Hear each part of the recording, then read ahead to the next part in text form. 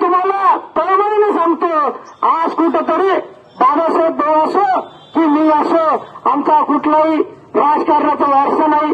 मी एक तुमच्या सामान्य कुटुंबाचा मुलगा आहे व मी तुमच्या मुलासारखा आहे.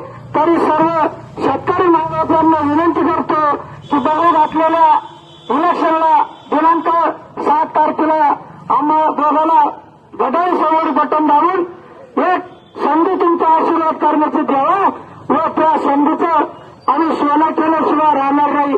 आणि आम्ही तर दोन्ही गावातल्याशे तुम्हाला 24 तास उपलब्ध राहणार विषय. तरी सर्व जनतेने मी पुन्हा विनंती करतो की एक सेवा करण्याची संधी द्या. यापुढे मित्रांनो, जनशक्ती विरुद्ध जनशक्ती हे इलेक्शन झालं तरी माझ्या मायबापांना पैशाच्या बैठकीने पडू नका. हा लोकशाहीचा देश आहे. ही लोकशाही कुठेतरी घातक येत आहे. ही लोकशाही संपण्याचा डाव चालू आहे.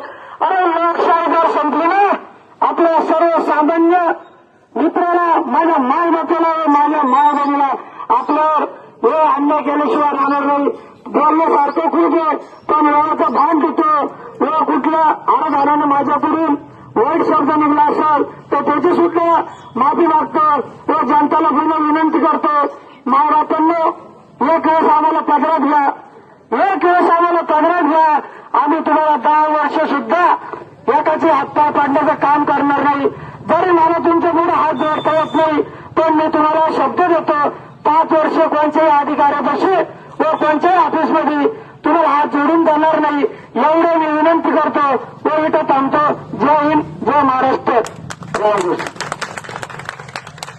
सर्व गरज गावकरी मंडळींना पुन्हा मी म्हणतोय की बा, मी एकटा उभा नसून